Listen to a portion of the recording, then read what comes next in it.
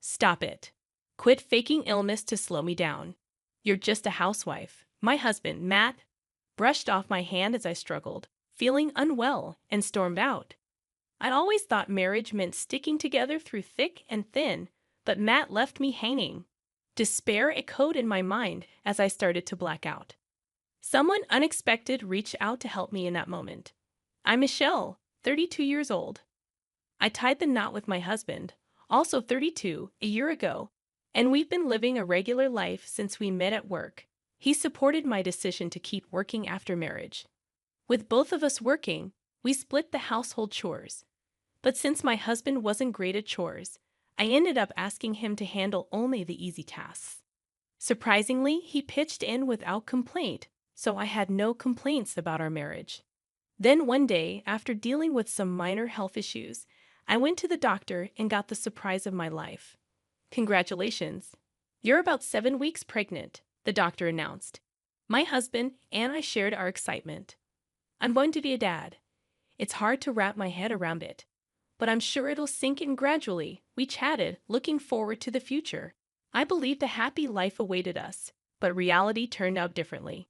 Hey, what's for dinner? It's your turn, right? And the bathroom needs cleaning too. My husband reminded me. I'm sorry. I felt terrible today and couldn't do anything. I replied, battling severe morning sickness, constant nausea, and struggling to even stand. I spent my days in bed, unable to work. I kept missing days, but my husband didn't try to understand my suffering. He was unsympathetic.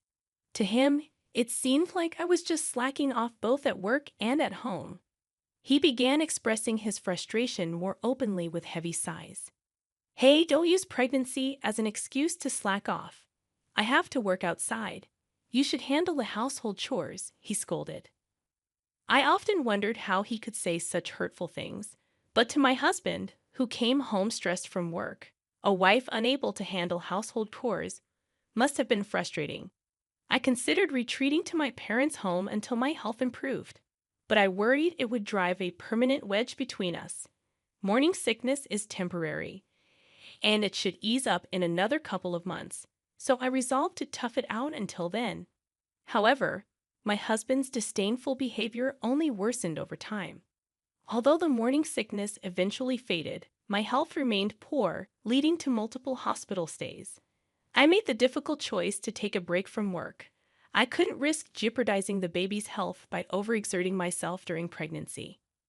Even after discussing it thoroughly with my doctor and employer, my husband's complaints persisted. Stop depending on me for everything. If you can't work or manage chores, it's your problem, he griped. Maybe he had a point, but every decision I made was to safeguard our unborn child. Why do I deserve such treatment? Despite enduring his unfair behavior, I mustered the courage to bring up our living expenses. My sick pay isn't much. Could you chip in more from your salary? But he remained indifferent. Why should I have to cover your expenses too? Doubts about my future with this man crept in, and my anxiety grew with each passing day. I had hoped that getting pregnant would bring positive changes, but everything seemed to go wrong instead. The final blow came from my mother-in-law, Mary. Michelle, how are you feeling? She asked me one day. Mary had raised my husband single-handedly after divorcing when he was young. She's a caring and active person who has always treated me with kindness. But then she said something that struck a nerve.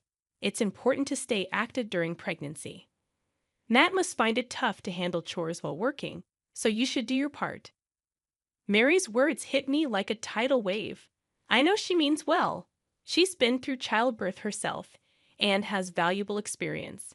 But in that moment, all I could hear was, stop being lazy. Handle all the chores if you're not working. It only made things worse. You're absolutely right, I replied, pretending to agree. I had considered opening up to Mary about my husband's unfair treatment, but her lack of understanding left me feeling even more alone. If you need anything, just let me know, Mary said before ending the call. But I was left feeling unsettled and unresolved. Then came the breaking point. I woke up that morning feeling feverish, battling aches and occasional waves of nausea. Despite my condition, I pushed through and managed to prepare breakfast for my husband. But as I collapsed onto the couch, he looked at me with disdain and remarked, "You don't need to exaggerate how difficult it is."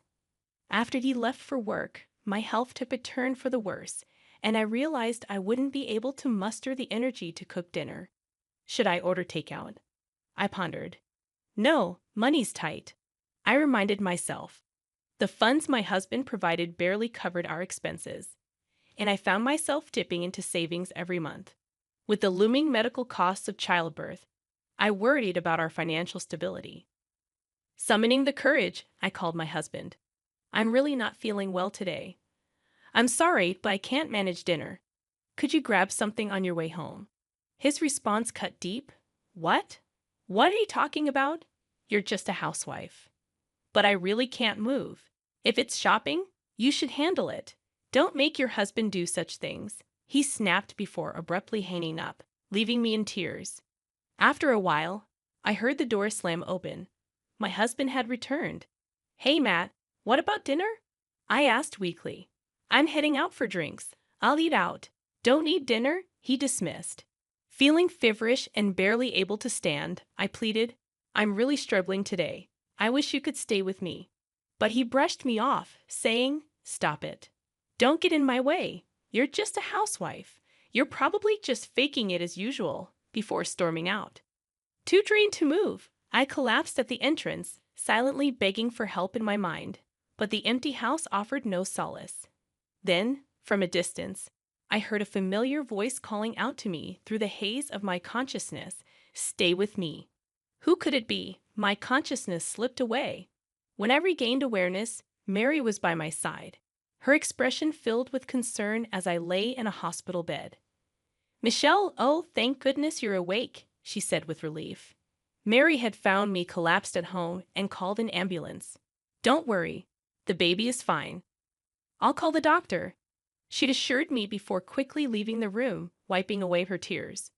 The doctor informed me that I had severe anemia along with a seasonal cold, which posed risks for the baby. Despite feeling feverish, I was shocked to hear that I had a high fever upon arrival at the hospital. "But how?" Mary questioned me, explaining that she had come over to reprimand me for supposedly slacking off on household chores. After hearing constant complaints from my husband, she decided to check on me and found me collapsed at the entrance. "I'm sorry. I acted harshly without listening to your side," Mary admitted, expressing regret for her earlier judgment. However, there was another reason for her visit. "I wanted to thank you for the gift.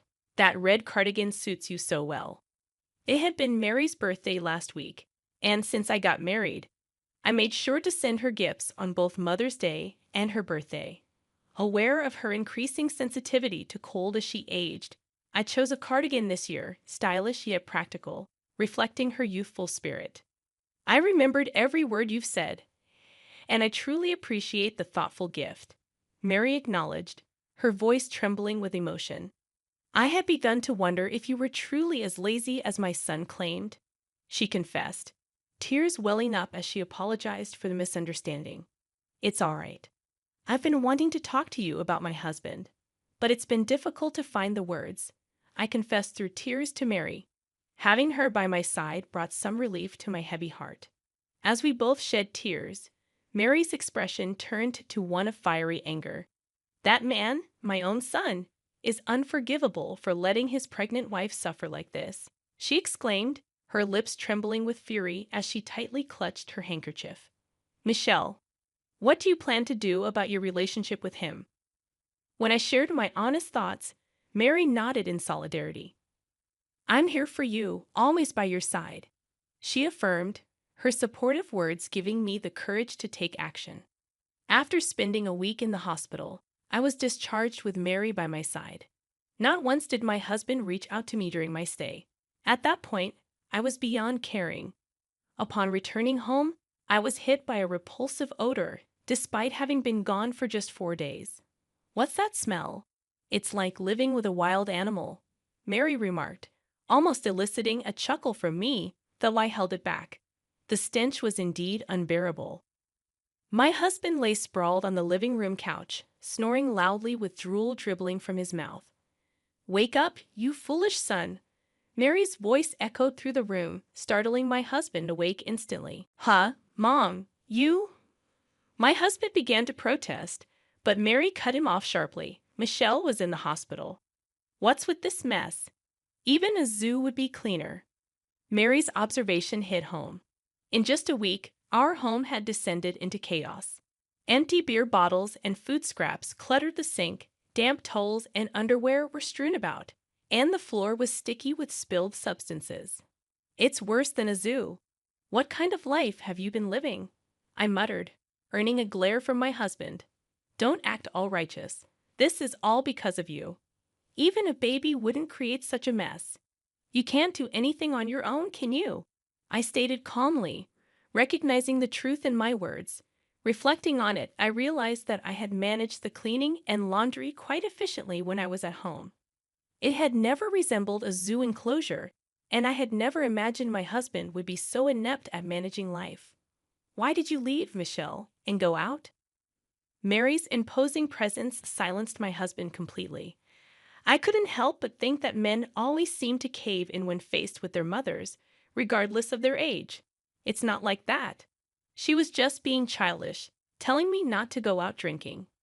"Are you suggesting that Michelle, with her high fever and pale face, was faking it? Are you out of your mind?" Even Mary, usually composed, was now scolding him loudly. My husband remained silent, his glare directed at me. I could almost hear his inner voice accusing me of tattling. Then he muttered resentfully, "Don't get ahead of yourself. I've been supporting you all this time." In the past, his words might have intimidated me, but not anymore. "Fine then, I don't need your support anymore. I'm prepared for that. What I'm saying is, I don't need you anymore." What wife would want to stay with a grown man who couldn't take care of himself? I had reached my breaking point with my husband. His verbal abuse was intolerable, something that perhaps could have been resolved through discussion. However, he had crossed another line by leaving me with a high fever to go out for drinks. As his wife lay in the hospital, he transformed our home into a den of filth, failing miserably at the responsibilities of both a husband and a father. "And what were you really doing, suddenly going out for drinks?" I demanded, fixing him with a stern glare. My husband visibly flinched, a comical reaction considering the seriousness of the situation. "That's none of your business," he retorted defensively. "No, it is my business. I'm your mother. I have every right to know. Tell me the truth," Mary asserted firmly, causing my husband to tremble with panic. "If you won't confess, should I present the undeniable evidence?" "Evidence? What do you mean?" His complexion paled as realization dawned on him. "Yes, confess now. You're only making it worse for yourself." Under Mary's unwavering interrogation, he finally hung his head in shame and admitted, "I'm sorry." In essence, he had been having an affair with a coworker since I became pregnant and managing household chores, and his responsibilities became too much for him to handle. "What's her name? Which department? How often did you meet each week?" Mary and I bombarded my husband with questions, capturing the entire confrontation on my mobile phone. "All right, confession evidence collected. Thanks for speaking up so honestly," I said with a smile as I stopped the recording. My husband's expression hardened once more. "You tricked me." "Yes, who would have thought you were actually cheating?" "Thanks to you. We didn't have to hire a detective." "Much appreciated," I replied coolly. "You deceived me," my husband spat out in frustration, trying to shift the blame onto me for his infidelity. His logic was baffling. "You were just pretending to be sick to get my sympathy, weren't you?" he accused. "It's mutual, not even close," I retorted, feeling increasingly despondent as he refused to acknowledge his own faults. Mary let out a deep sigh and muttered, "Selfish, tyrannical, always making excuses. You're just like your father, whom I divorced, you know that?" Dad." My husband was taken aback by Mary's unexpected revelation. "That's true," he admitted quietly, his resentment towards his father resurfacing. His father was infamous for causing trouble when drunk, but my husband never imagined he'd be compared to him. I never got drunk and caused a scene, he protested. But Mary was referring to something deeper. Your father also abandoned me during my pregnancy to go drinking, remember? Sons often mirror their fathers. I should have divorced him before you were old enough to remember. Mary explained, her tone tinged with both disdain and sorrow. My husband was left speechless, frozen in shock. A father who negatively influences his children is better off gone, don't you think, Michelle? Mary turned to me for agreement. Yes, it's unnecessary. In fact, it should be avoided, I concurred. With Mary's valid reasoning for divorce, my husband, still speechless, was handed the divorce papers by me. However, he clung to us desperately. Let's reconsider this. We're going to have a child. Can't we calm down and talk? His pleading tone resembled that of a child begging his mother. What are you saying? That ship has sailed long ago, I replied firmly. So what am I supposed to do now? He asked, covering his face in distress, but still showing some resistance. Mary delivered the final ultimatum. Enough. If you persist in clinging to Michelle, I'll sever our mother-son relationship. What will you choose? Why won't you take my side, Mom? He appeared defeated, while Mary stood resolute by my side until the end. Eventually, I filed for divorce in my 7th month of pregnancy. I hadn't anticipated our relationship deteriorating with the impending arrival of our child, but perhaps it was inevitable. Following the divorce, I moved back to my parents' home and gave birth to a healthy baby boy. My parents were taken aback, having been unaware until my return with a visible pregnancy. The lawyer recommended by my father handled the divorce proceedings, ensuring compensation for the mental and financial distress I endured. Additionally, I made sure the other woman contributed her share post-divorce. Despite my ex-husband's repeated visits to my parents' house, pleading to see the child, I responded with biting sarcasm. When will you fulfill your child support obligations? To which he nonsensically replied, we don't need that. We're family, we belong together. What nonsense! Just fulfill your basic duty as a father. Even if you were a failure as a husband, you still have responsibilities as a parent, or are you even worse than zero in everything? I watched as my husband left, his expression resembling that of someone struck on the head, visibly dejected. His father's influence must have left a lasting mark on him. Word began to circulate that he had resigned from his job.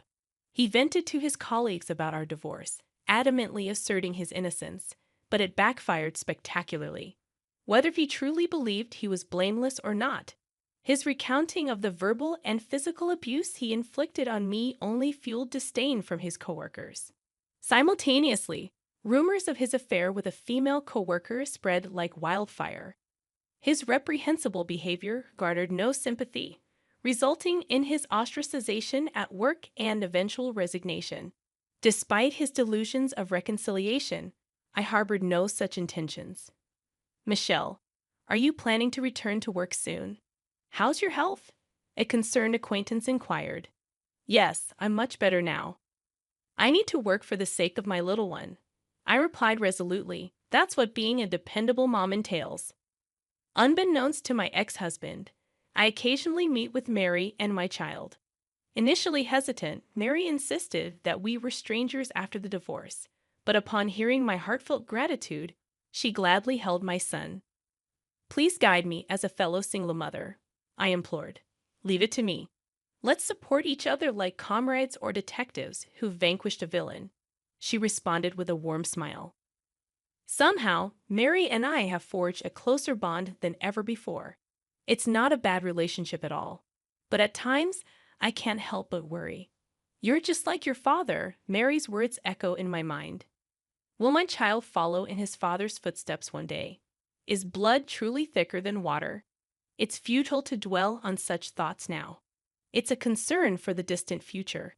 However, I am resolved to instill in him the values of righteousness, kindness, and empathy. My son is simply my son, nothing more, nothing less.